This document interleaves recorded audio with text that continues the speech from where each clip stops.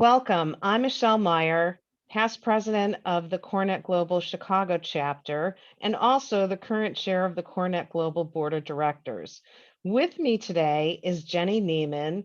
Not only is she president and CEO, but she's also the owner of Forward Space.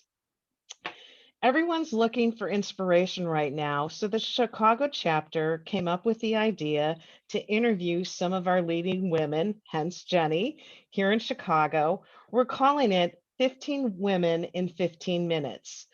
We want to laugh, be inspired, and of course, hear something positive. So, Jenny, in looking at your background, I was fascinated to know not only are you the owner and CEO of Forward Space, but prior to that, you were CEO of a Steelcase dealership. And even before that, somehow you were able to parlay your career starting at Accenture in information systems consulting into this amazing, amazing path where you're in this CEO position. Can you talk to us a little bit about how that happened? Thanks, Michelle, and it's so good to see you. I would say my career's been a little bit about being a problem solver, and you can kind of fit into any role when you do that. So, whether it was consulting early on, I had lots of different jobs at Steelcase where I would almost be put into startups or fix it jobs within the company. That Steelcase dealer role was actually a fix it startup where we wanted to create bigger dealers, and I volunteered to go run it myself to get the first model going. And then next thing you know, you love it so much that you go get your own dealer. So I think really it's about, like, for me, it was problem solving. So I got asked to do really cool things to help people solve problems. But I think it's more than that, Jenny. I think you're being very modest because there's problem solving, but then there's also the willingness to take the initiative and, more importantly, take on a new challenge. And these were not small challenges. Yeah, they were definitely, but always fun. I like the challenge side, probably like yourself. I also wasn't afraid to just go do something that needed to get done, regardless of where it reported or whether it was a lateral or a down or whatever, just to make a difference. And I think that gave me the opportunity to really build the broad business skills so that, if I was developing products one day and a few years later you're running trucking and logistics for Steelcase in North America, you're better prepared to be a CEO someday because you did a little bit of all these jobs. And so I think you're right, like a little bit of willing to do stuff, but just also not afraid to try something new.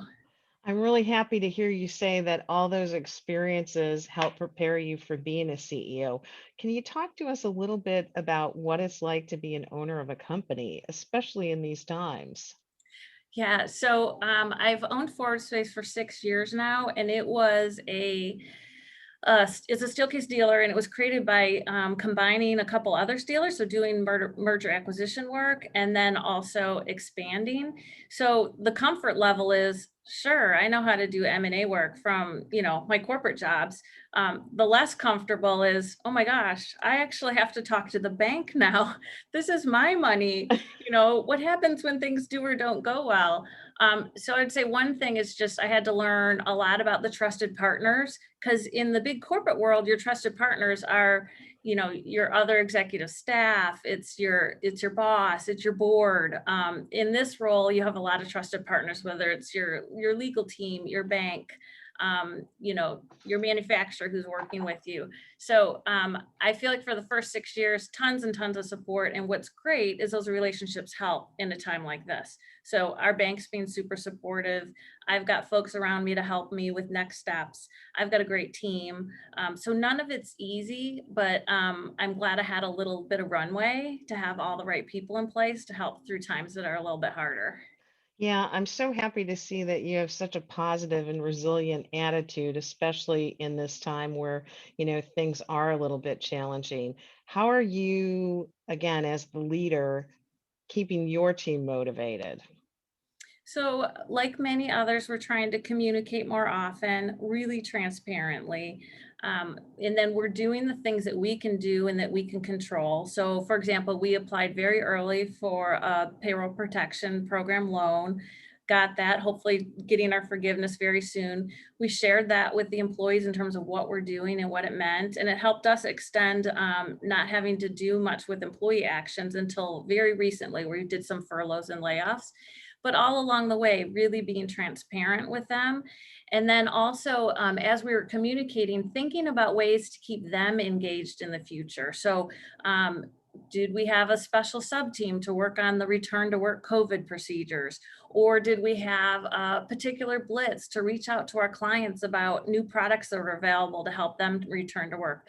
So keeping them energized as well with important project work where even though that they're remote, they could participate. So I think the communication along with some new initiatives to help everybody stay engaged has helped. It's not perfect.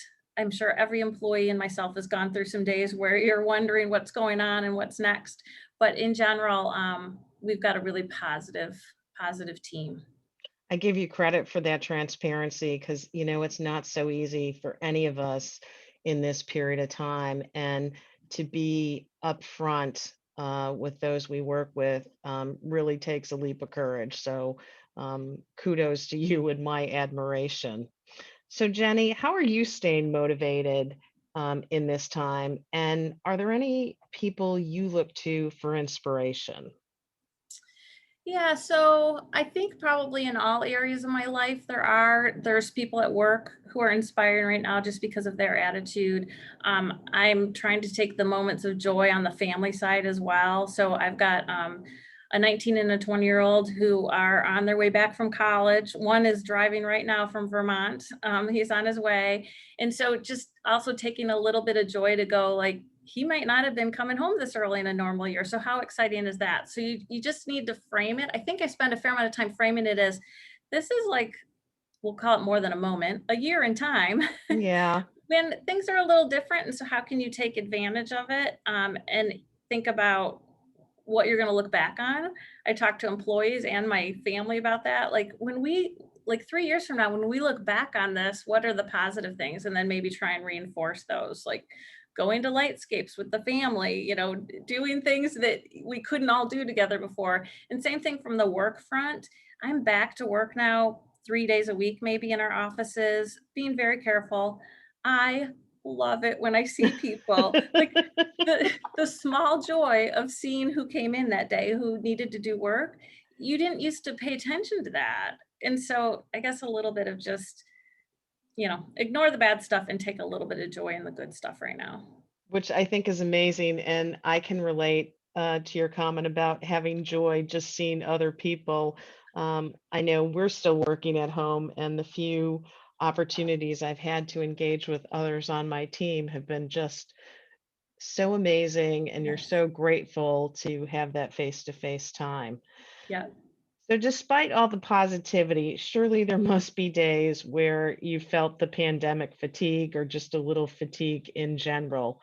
What do you do to pick yourself up? A good dog walk is helpful.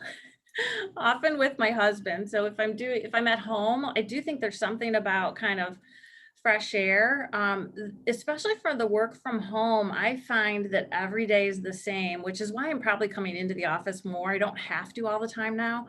Um, but there's something about the sea of sameness that I feel like personally, I just need to break that up. And that helps clear my head a little bit. And then also just reconnecting with some of my team members in a one-on-one, like, have a quick Zoom call or have a cup of coffee if we are in the office far enough apart. That for me re-energizes a little bit. I'd say the last one is finding my sources of inspiration for all the content that's out there right now, right? So is it Cornet content that you could go look at, or I'm in like a women's group, the Chicago Network. They have some amazing content about all kinds of different topics, and kind of feeding my soul a bit with whether it's pandemic related, work related, something else I'm interested in. That also I think helps kind of get me out of the funk that can happen or the depression that could happen if you just, focused on all the issues. Yeah, no, I agree with you. I think I've listened to more TED Talks or YouTube Mhm. videos or other content even put out by Cornet. Some of Yes, the pop-up, they did the hackathon, they've done some pop-up webinars. They've been just terrific. yes, I would agree. So speaking of COVID, I'm just curious, do you have any thoughts or predictions as to what life might look like post-COVID when we all get a vaccine and eventually come back to work? Yes. So I'll maybe share what we're starting to see our clients tell us. They're kind of falling into three buckets. And this isn't just me. You can talk to the brokers, you can talk to Steelcase. We're all kind of consolidating around. I'm seeing maybe three buckets of what might happen. There's a set of customers who are interested in just returning to normal. They're going to flip the switch. It's safe. We're going back to what we had. There's a set of customers, I would say, which is more redesigning what their footprint is. So Mhm. they may or may not be shrinking that footprint or redistributing it. And a lot of that's driven by the idea that work from home has worked well. And so, how do they leverage like innovation centers and satellite centers along with the home office, and what's the right mix? And then the last set of customers is, I would say, Steelcase is using this term, return to better. And it's more that in fact, I was just with some CEO friends. They're saying 2 years out, I'm going to have a talent issue again. I got to be thinking about it now, that what is that future employee experience in the office, and how do I design for that future? And whether it's the technology, the emotional, like safety, cleanliness, or if it's the actual physical furniture, like it needs to be spread out more, it needs to be more for focus, less for collaborating. We're seeing these customers bucket into these three, like return to normal, rationalize their real estate versus return to better. So my prediction is we're going to have all of it.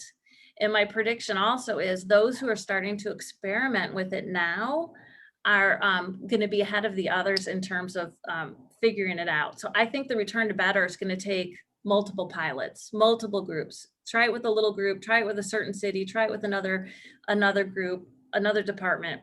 But I love seeing the thinking starting about what return to better is. But all three of these are going to emerge. We're going to see them all. And the latter two, I can sell furniture to any of them. The first one, I'll just be a good, consistent partner for. But I agree with you. I think with now that people have been working at home for a period of time, I do think it changes the whole equation, and what people expect going forward will be much, much different. And I am optimistic for your business. Yes, thank you. You're welcome. So, just to conclude, one of the more inspirational quotes I have seen says, "Every day may not be good, but there's good in every day." Reflecting on that, how do you apply that in your setting? I love that. There's good in every day. Okay, so I think my reflection would be I had a very good friend who once told me that you never should have a bad day. You can only have a bad moment. And so I do try to practice that in my own life, because sometimes you can get overwhelmed. But if you just let it be a bad moment, then whatever's coming next is probably the good thing, right? So don't let yourself get in that overall, I've had a bad day.